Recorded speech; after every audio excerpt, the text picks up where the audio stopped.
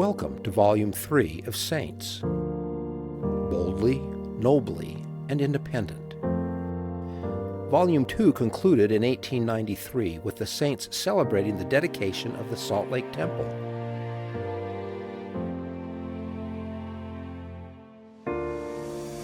Volume 3 now continues this fascinating history of the Church of Jesus Christ of Latter-day Saints up to 1955 and the dedication of Europe's first temple in Switzerland.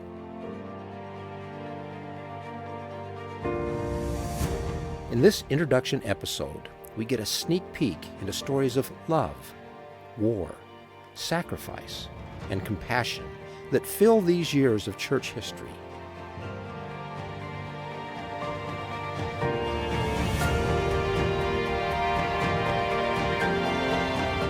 And now, Saints, the podcast.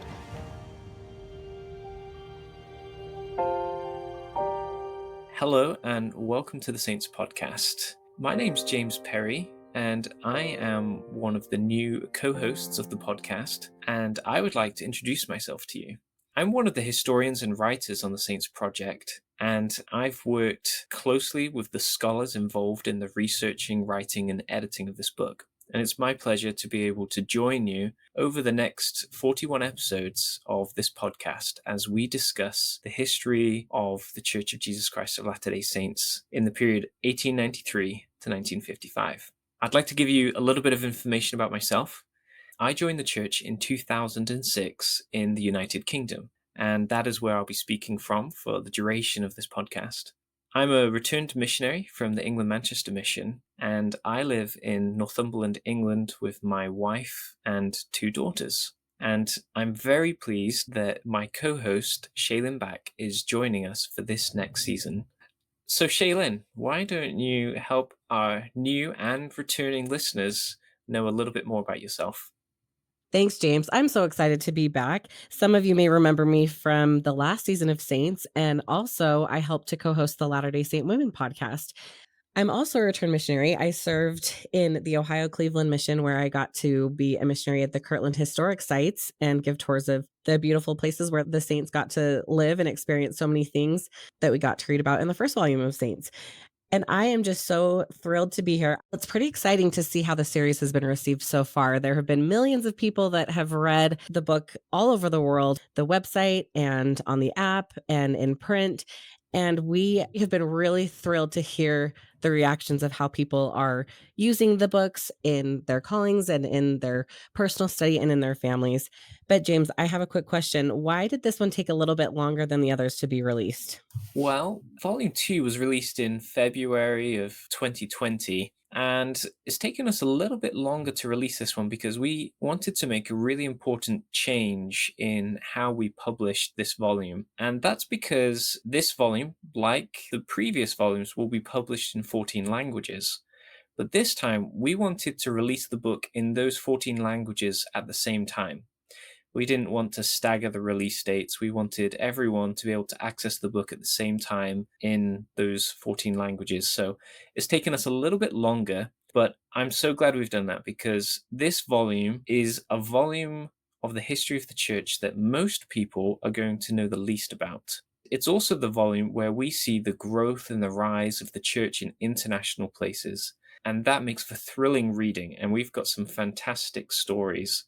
But we also have some other resources that are going to be available to our listeners and to the readers of the book. Like the previous volumes, are going to have church history topics, and for the first time, the digital versions of the book are going to have photographs, videos, and audios embedded so that people can get to know some of the characters and can listen and see them.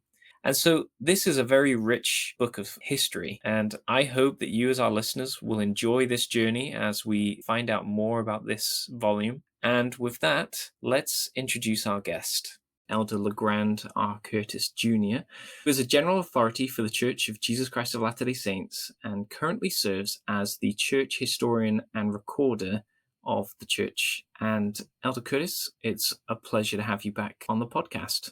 Well, I'm delighted to be here. Thank you.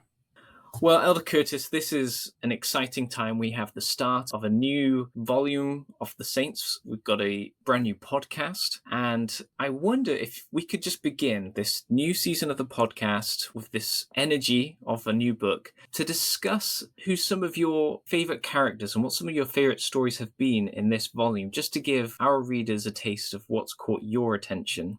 We've got some wonderful characters in this volume. One of my favorites is Peter Vlam, who is a Dutchman who goes off to run some errands one day and then doesn't come home. And his wife eventually finds that he's been taken prisoner by the Germans and spends almost all that war. I'm giving away too much of the plot. He spent almost all of World War II in captivity. And then once he's released, he is one of the key figures in convincing his fellow Dutchmen to raise and donate potatoes to the starving Germans. It really is one of the great examples of Christianity in action. There's a wonderful story of Claudio dos Santos in Brazil as a new member of the church. In a surprising way, finds himself one of the leaders in the church, even though he's a brand new convert. The story of what Wallace and Martha Toronto go through in Czechoslovakia after World War II. The story of Nellie Middleton in Great Britain, what she does to try to find a way to find somebody who can bless the sacrament for her and the other sisters that are left to worship without priesthood authority. There are such strong characters in this volume, and it's neat for me to see some recurring characters that we've seen in volume 1 and volume 2, but then we're introduced to so many new ones. Their stories are so incredibly inspiring, and it's really neat. Our listeners are really going to love getting to know them. I love the fact that the book is true to the title, Saints. I mean, we'll read about leaders of the church, women and men that just play vital roles in giving leadership. But we also read about everyday folks just trying to live the gospel in wonderful times, but also in some really trying times. And that's really engaging to be able to connect with these people who kind of are, some of them, everyday people. Well, and I think as well, we have leaders of the church today, we have regular Latter-day Saints, and regardless of a person's calling or their position in the church, there's something that they can learn from it, something that can inspire them. There's stories of missionaries, there are stories of mission presidents, there are stories of a bishop, stake presidents. Whatever you're doing in the church, there are ways to read these stories and just be inspired that little bit more. And I think you're right, Elder Curtis. It does try to be true to the title. It's also interesting that we'll see some of the future leaders of the church as young members going through some of the same struggles that will seem really familiar to us. I love a young Neil Maxwell as a soldier during World War II. We'll see them as students. So I think there's some just terrific characters in the story. Our listeners will be really excited to know, too, that we are interviewing Neil A. Maxwell's son about his experience. And we just have some great guests coming up that have personal connections to a lot of the characters because this history wasn't that far away. So it's been really neat to have those personal connections. One of the things that I find personally intriguing is my parents and grandparents lived through these days. And so all my life, I've heard stories about the Depression and the stories about my dad serving in the military during World War II. And now I've got additional context for what I have heard about from my parents and grandparents over the years. And I think that just goes to show how church history, because of the emphasis on the saints, also serves as a form of family history for many of the members. There's definitely a bridge between the two. And this volume sits very proudly as a story of the church, but also of families, individuals, Latter-day Saints. That's really true. As I talk to our family history colleagues, we talk about the fact that if you've been a member for a few years and if you've got parents, then family history is church history for many members of the church. Definitely. Thank you. Well, Elder Curtis, we would love to hear from your perspective. What have been some of the challenges in researching, writing, and publishing this particular volume? I'll mention two of them that I think are related. One is there are too many stories. We've got so many stories that we could have included in this volume. I mean, you think about it, volume 1 starts before there was a church, and we go through having a handful of members and then a few hundred, then a few thousand. By the time we end this volume, we're over 1 million members of the church, and we've got stories all over the world that we could tell.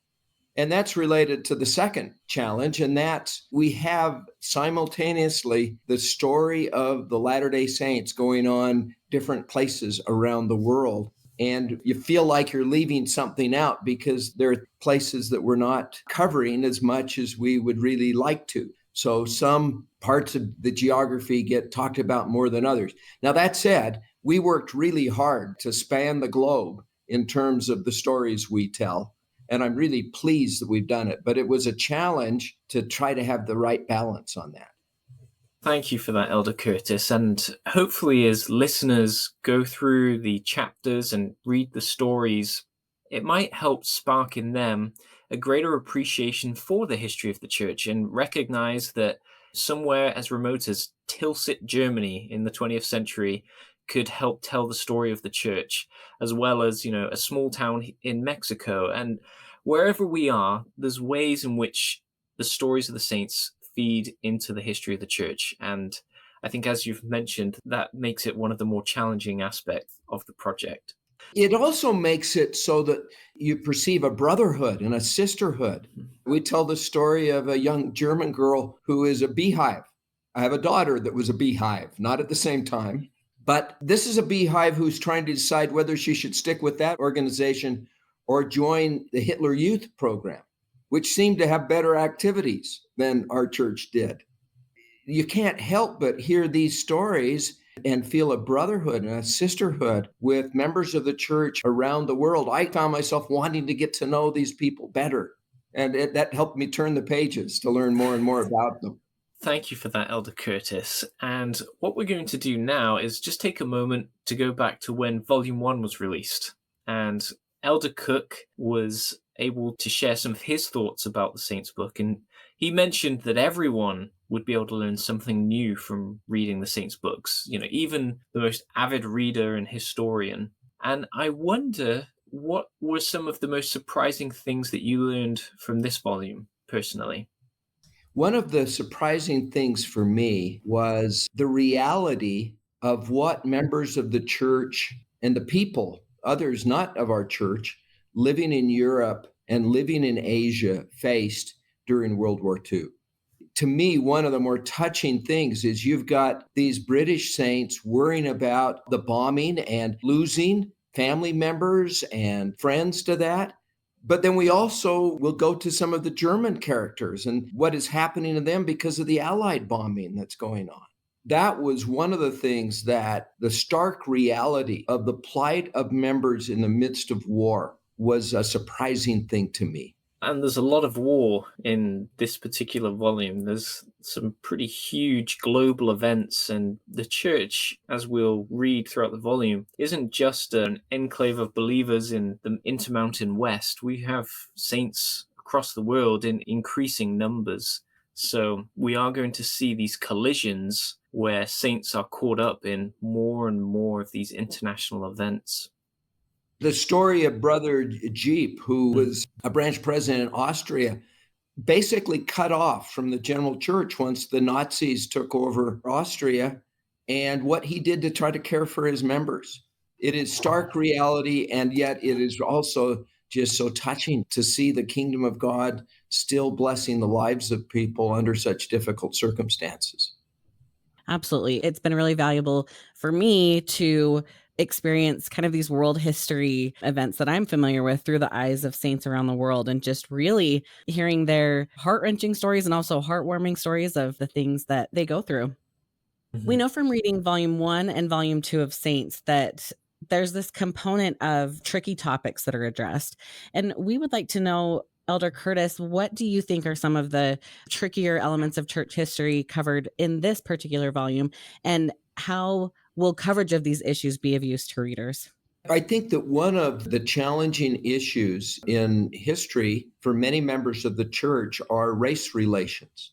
And we will see in this volume, just as was introduced in the last volume, and we'll do more with it in Volume 4, the kingdom of God is for people of all races, of all countries. and we'll watch how that plays out. I love the story of good, faithful Latter-day Saints of African extraction, including some that are still in Africa, and them coming to terms with what it meant to be a Latter-day Saint and the strength of their faith and devotion to the Lord.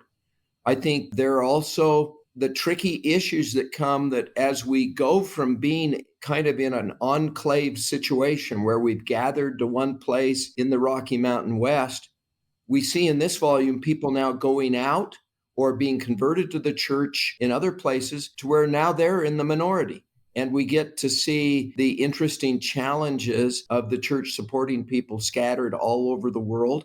And we see us coming in contact with new ideas, intellectual ideas, and trying to deal with, well, how does our faith work with some of the intellectual currents of the day? Thank you for that, Elder Curtis. And of course, in the volume, hopefully readers will come away with a sense of inspiration or a desire to do good, but also to educate them, to cover the good and the bad, the difficult to understand, or to try and understand why the church is the way it is and what processes it's gone through time. Well, Elder Curtis, you've shared some of these stories that have been of interest to you, but I wonder, has there been a story that has meaningfully moved you as you've read it? A story that has perhaps really stood out to you and touched your soul? There are so many in this volume. One that I think about and it touches me deeply is the story of a German young adult named Helga, now grown up, meets a member of the church, and they decide to get married.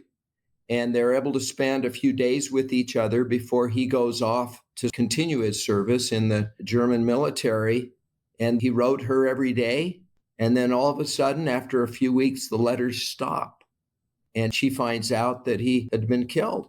It just, in a powerful way, brings home the reality of these poor people trying to go about their lives in a world at war. I think that's a scene that is going to blow people away. We have it so easy in comparison to what some of the saints have been through in the past. This volume will include images, video, and audio material for the digital editions. And I just think this is such an exciting opportunity to have this supplemental material. Elder Curtis, what do you think this will do for readers? Oh, I think it's just terrific that we'll have this material. I was talking to a group about this book, and I showed them just a few seconds of that 1936 newsreel that was made by Time magazine and shown in movie theaters about the church. And it's about the church's welfare program. And they didn't want to hear me talk anymore. They wanted me to just play the newsreel. So I instead just gave them the link, and it has just been fascinating. I mean, in that, you get a look at talking and moving church history figures from the past. And we get to see the stark contrast of the good publicity the church was getting in 1936 because of our efforts to care for our own. We called it the church security program in those days, a church welfare program today. It stands in stark contrast to how the church was treated in volume 2 by the powers that be. Being able to pull that up by just clicking on an icon. I mean, we tell the story of Len Hope and him joining the church. He's an African American, and he's persecuted for joining the church by the people in his neighborhood. But you get to hear, if you click on the icon, you get to hear his testimony of the gospel and answers to the questions, why would somebody put up with what he put up with? Not to mention being able to see photographs of all these people. It really helps the readers get to know the people better. Now, our descriptions are terrific, but it's an added feature to be able to see the actual photographs. I had somebody who had looked at some of these volumes ask me, now, is this a real character? And the answer is, yeah, every one of these are real characters, and we can show pictures of them. Well, thank you. We write the books for all members of the church and interested persons, but we especially want our young people to be able to understand their history, to understand their heritage. And I think with the way that so much media is consumed today, hopefully this will catch some interest and perhaps bring some of these characters to life for those who maybe struggle with lots and lots of text, but I'm sure all of our readers will be interested with the pictures and the videos and the audio files that are going to be included. I agree. And I think it gives us a good chance to see how this plays out. And the possibilities for volume 4 are just endless in terms of what we'll be able to do with things that we could attach. Absolutely. Elder Curtis, I wonder if you could tell us what are some of the ways that you think Latter-day Saints might be able to use Volume 3? We know that Volume 1 was really crucial for people who are studying the Doctrine and Covenants, but what are some of the ways that Volume 3 could be used? I think that volume 3 will bless lives in lots of ways. And one of the most significant ways, I think, will be to understand the church as an international global body. I think it will enhance considerably the opportunity for us to know each other as brothers and sisters, to be able to feel a link, not just with these people of the past, but Latter-day Saints who live in Europe, who live in South America, who live in Asia. I think particularly in a time where we sometimes retreat to our own society, if not even our own homes, I think this reaching out and understanding the interconnectedness that we have with our brothers and sisters is a very powerful thing. I agree. Thank you for sharing that. I'm hoping that for Latter-day Saints, as they read this volume, it will help them see that they are part of something so much bigger. We live in a part of the world where we're a congregation of 30 to 40 people attending church on a Sunday. And for them to be able to see and know that there's so much more to their church's history globally will hopefully, as you said, help them see the connections, help them feel connected to something bigger than what their immediate circumstances are perhaps telling them. I really love that, James. Elder Curtis, you mentioned before how many people around the world that we'll be introduced to and hear stories from. And we are taken to so many different locations around the world. And we would love to know what are some of the places readers are going to be taken throughout this volume? I think one of the more interesting places is they're going to be in Hawaii on the day that Pearl Harbor is bombed. And they're going to be with a congregation of Japanese Americans, which I think gives it a really interesting perspective. They're going to be taken on both sides of the world wars, in World War I and World War II. They're going to be taken to the Olympics. They're going to be taken to Mexico and some challenges that existed where scores of members of the church left, and then ways were found to bring them back. They're going to be taken to islands out in the ocean. They're going to be taken to South Africa. Okay, I left out somebody's favorite country, but we're going to see the global reach of God and his goodness and his church. You know, I think one of the wonderful things is we'll see the impact of young women and young men leaving home and going on missions, and the excitement and what happens as they are missionaries. If I can share a personal example, I love the fact that we tell the story of the church in Czechoslovakia after World War II, as the communists are taking over that country. My bishop, when I was growing up, was one of those missionaries. And he used to talk about his mission president and his wife and the experiences that he had. Hearing those stories made me long for my day of getting to go and be a missionary. And frankly, reading the stories now, I think can have a real positive impact on people and their desire to join God's great missionary force. I think it'll impact young women and young men in a powerful way. And one of the ways, Elder Curtis, I hope that this might affect readers is that it might inspire them, if they're not already doing it, to keep a journal, because that is how the Saints book is possible, is that people kept accounts, they kept records, they preserved the stories of the experiences that they went through. And Czechoslovakia, or in every case in this volume, we're reliant on records that in some cases have been miraculously preserved. And someone may think, well, why would anyone want to know my story? And I'm sure some of the characters that we feature in this book would think, well, why would someone ever want to know about my life? But for future generations, it can invoke powerful spiritual experiences to see how people lived their faith in such trying circumstances. Those journals are just so important. And we may think, well, I'm not in any particular interesting situation. And yet, those people writing in their journals, even when they didn't think that anything would ever become of that have enabled us to write these volumes. The journals, letters that they wrote, in some cases, memoirs that they wrote, their little autobiography, have given us the ability to go back in time and to tell this story. And we're just so blessed. I sometimes will, as I'm talking to people, I'll say, well, what day was the church organized? And they'll say, April 6th, 1830. And I say, okay, when was the Aaronic priesthood restored? Well, they know it's May 15th, 1829. I say, okay, how about the Melchizedek priesthood? And the answer is, we don't know, because nobody wrote it down.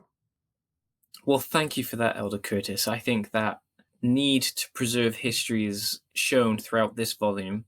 And for our listeners and readers of Volume 3, they know, hopefully, that there's going to be another volume after this. And the Church History Department has obviously invested a considerable amount of time, money, energies in putting these books together. And for some of our readers, this might be the first or only church history publications that they've consumed. I wonder if you could tell us what Latter-day Saints could expect from the Church History Department over the next few years. I think one of the really exciting things that we've got coming from the Church History Department are some very important things with respect to women's history in the church. There is a terrific book that is close to being finished on the history of the Young Women's Program in the church. And the impact that teenage girls being taught the gospel and being loved by their advisors through the years, and the magnificent story as to how that has laid the foundation for so much good that's happened in the church. One of the interesting things that we're going to do, we've got 2 more volumes of the Joseph Smith papers, actually 3 more volumes to come out. And they basically are completed, but we're still in doing the finalization of them. And they are fantastic. I had an experience a few weeks ago of reading all the documents that concern Joseph Smith from the last 6 weeks of his life. It is just a fascinating read, even though it's a documentary compilation, which usually is a little more dry than some ways of reading history. But to see the step-by-step what was happening as Joseph Smith was going to be murdered is a fascinating study. And then what we're seeing come out are more and more volumes that use the resources that were put together in the Joseph Smith papers, which is a 26 volumes of the documents from Joseph Smith's life. We're seeing things written about it. And one of the products that we're going to be doing in the Church History Department is a book of Joseph Smith's teachings.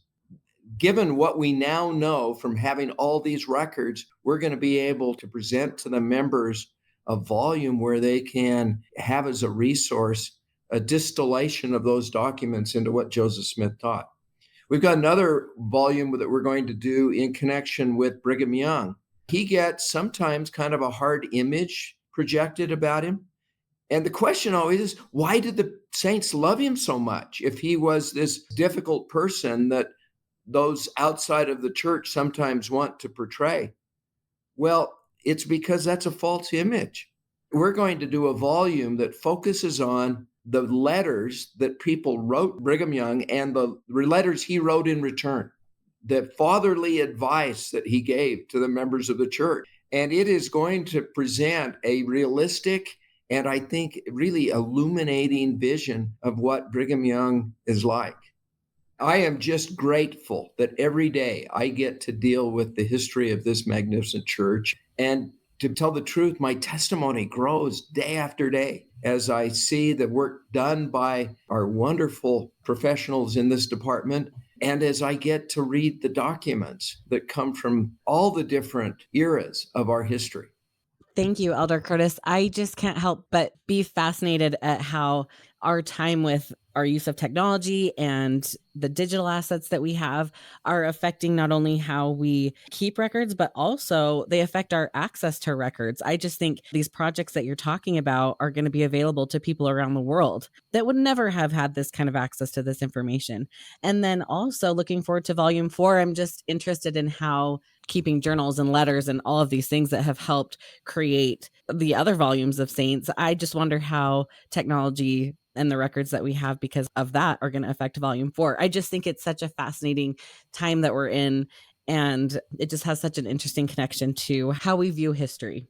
I think that's absolutely the case. Now, you think about it, we're going to be writing in volume 4 from after the dedication of the Swiss temple. Well, we've got recordings of conference talks, and we're going to have film footage of different trips. We're going to have material available in lots of different languages. And I think one of the real fascinating things is as we go backward, we might have been interviewing grandchildren or great-grandchildren of these historical figures. We're going to be interviewing some of those individuals themselves as we tell the ongoing story. And I think part of what is going to be fascinating about it is we're going to see the church mature around the world. We will see stakes in places where there weren't even members a few years before. I'm excited for the story that we have to tell as we go into the future. Me too, definitely. Thank you for sharing. Elder Curtis, we'd also love to know, while we have you here, how did the different divisions of the Church History Department work together to produce this volume, which we know is such a massive effort? We are blessed to have different divisions. With our museum division, we happen to have there in our collection articles that have to do with the different things that we talk about in this volume. So the museum division is involved. We have the archives of the church. And so we are able to pull out records and talk authoritatively about what happened in particular meetings or at particular events. We've got our library that is such a terrific source of the journals and the letters and the memoirs that form the basis of so much of what we've got. And of course, we've got our international aspect of what we do. We used to call it the global division. It now entails all our collections from around the world. And so they have had a real role in us making sure that we've got the right information and get in touch with the people that we need. Even though our publications division plays the principal role in putting this together, we've been blessed that all of our divisions have had important roles to play in connection with putting together the Saints volumes. Well, Elder Curtis, it's been great having you on the podcast. But before you go, we would like to know what you hope readers of Saints Volume 3 will take away from this volume. I hope that what readers will take away from this volume is having had an experience with the Lord's Spirit. I hope that what they get is that they will feel the power of God's Spirit that operated in the lives of these women and these men, including many that lived in just incredibly difficult circumstances or played vital roles in laying the foundation for what we have today in the church. I hope that they will feel the Spirit of God deep in their souls. Now, they'll find the book entertaining, they'll find it engaging, they'll find it very interesting, they'll find it informative. I hope they find it to be a spiritual feast as they see the hand of God working with his Latter-day Saints in our era. Thank you so much, Elder Curtis. We've been so fortunate to be able to have you on the podcast with us today. It's been such a pleasure to hear your expertise and also just all of the valuable perspectives that you bring to this conversation. And I hope that our listeners will be as excited as we are to continue reading Saints and following along with all of these wonderful characters. So thank you. You're welcome. And thanks, James and Shaylin, for the roles you play. You're a great blessing to us. Thank you for that, Elder Curtis. Thank you. And thank you for listening to this week's episode. We hope you enjoyed it. We hope you took away some new insights into this volume. And we would love to hear your thoughts, opinions, questions, and insights from this chapter of Saints. And you can email saintspodcast@churchofjesuschrist.org. it would be great to hear from you. Until next time, I'm James Perry. And I'm Shaylin Back. Thanks so much for listening.